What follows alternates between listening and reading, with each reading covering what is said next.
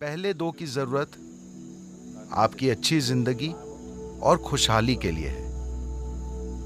तीसरा, परे जाने की आकांक्षा है। आपको देवी के साथ थोड़ा समय बिताना चाहिए। इन 9 दिनों में ऐसा करना बहुत अच्छा होगा। ये नवरात्रि की पहली रात है और ये आने वाला दिन ईश्वर की स्त्री प्रकृति को समर्पित है। दुर्गा, लक्ष्मी और सरस्वती को स्त्री प्रकृति के 3 आयामों के प्रतीकों के रूप में इस्तेमाल किया जाता है। वे अस्तित्व के 3 मूलभूत गुणों तमस, रजस और सत्व का प्रतीक भी हैं। तमस का अर्थ है निष्क्रियता, रजस का अर्थ है क्रिया, जुनून, सत्व एक तरह से सीमाओं को तोड़ना, विलीन होना, पिघलना और एक हो जाना। इन 3 खगोलीय वस्तुओं में जिनसे हमारे शरीर की रचना बहुत गहराई से जुड़ी है, धरती, सूर्य और चंद्रमा, इनमें धरती माँ को तमस माना जाता है, सूर्य रजस है, चंद्रमा सत्व है। जो लोग शक्ति की, अमरता की, ताकत की इच्छा करते हैं, वे स्त्री प्रकृति के उन रूपों की पूजा करते हैं जिन्हें तमस कहा जाता है, जैसे काली या धरती माता। जो लोग धन दौलत की, जुनून की, जीवन की और भौतिक दुनिया के तमाम दूसरे उपहारों की इच्छा करते हैं, वे कुदरती तौर पर स्त्री प्रकृति के उस रूप की कामना करते हैं जिसे लक्ष्मी कहा जाता है, या सूर्य। जो लोग ज्ञान की, बोध की, परे जाने की, शरीर की अमरता नहीं बल्कि नश्वर शरीर की सीमाओं से परे जाने की इच्छा करते हैं, वे स्त्री प्रकृति के उस आयाम की आकांक्षा करते हैं जिसे सत्व कहा जाता है, जिसका प्रतीक है सरस्वती या चंद्रमा। ये तीनों अगले 3 दिन एक एक करके आएंगे। इसे इस रूप में व्यवस्थित किया गया है क्योंकि आखिरकार हम धरती से ही निकलते हैं और हम एक सक्रिय जीवन जी सकते हैं जिसे रजस कहते हैं, देवी की दूसरी प्रकृति। तीसरा, आपके रास्ते में आ भी सकता है और नहीं भी। अगर आपको उन्हें अपने अंदर लाना है तो आपको प्रयास करना होगा, वरना वो आपके अंदर नहीं उतरेंगी।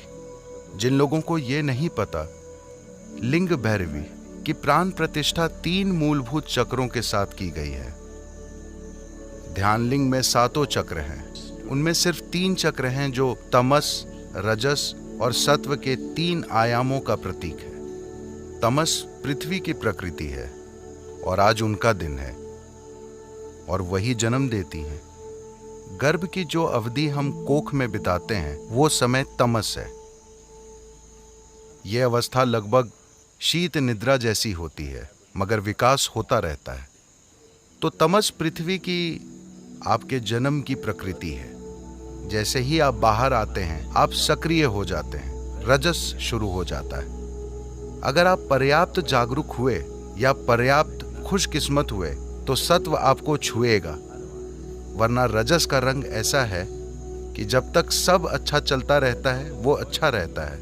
जैसे ही बुरा सिलसिला शुरू होता है, रजस बहुत ही ज्यादा बुरा हो जाता है। तो इन 9 दिनों में सबसे बढ़कर जीवन के हर पहलू को उत्सव के रूप में मनाना ये सबसे महत्वपूर्ण है।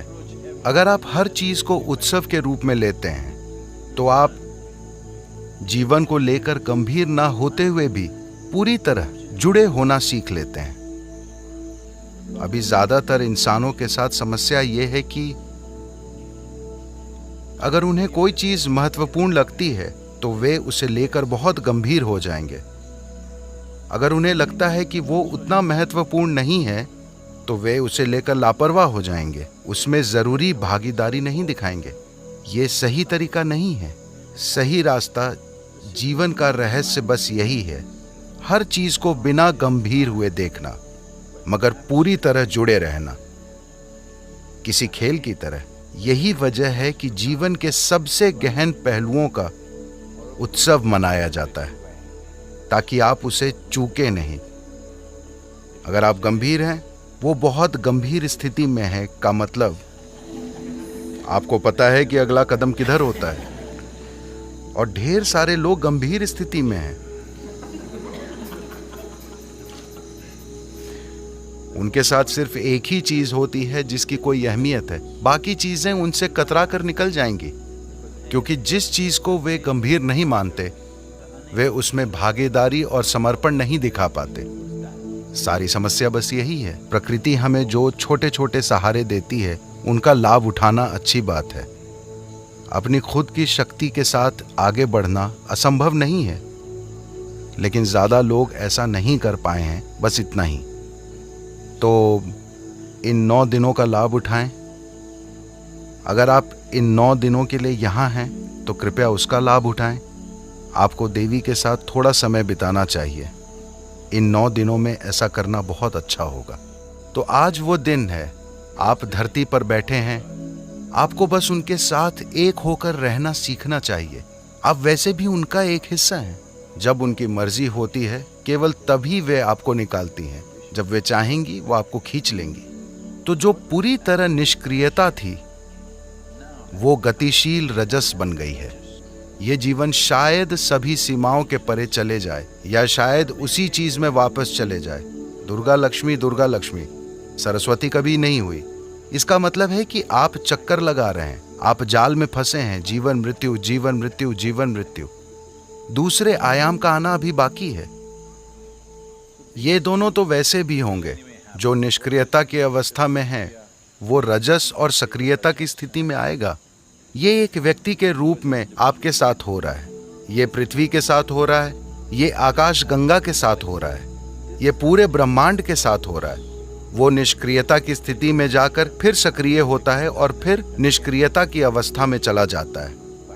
मगर महत्वपूर्ण चीज ये है कि इसमें इस चक्र को तोड़ने और परे जाने की क्षमता है। तो देवी के इन 3 आयामों की भैरवी या लिंग भैरवी के रूप में प्रतिष्ठा की गई है।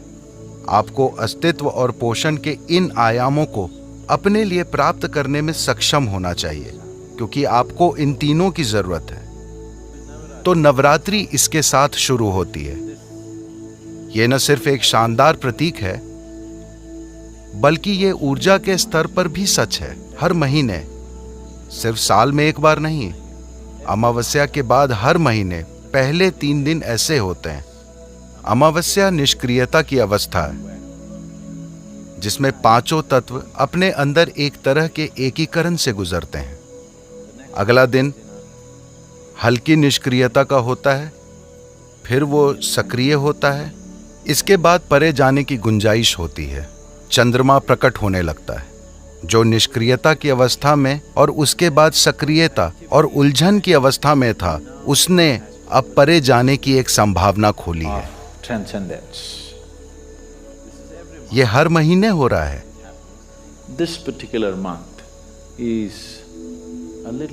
ये महीना कुछ अधिक स्पष्ट होता है क्योंकि ये अमावस्या साल की दूसरी अमावस्याओं से अधिक स्पष्ट थी। सभी 12 या कभी कभी 13 अमावस्याओं में से ये सबसे शक्तिशाली होती है।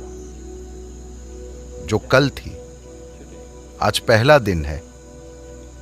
आज दुर्गा या काली का दिन है। नवरात्रि का आनंद लें और उसका लाभ उठाएं।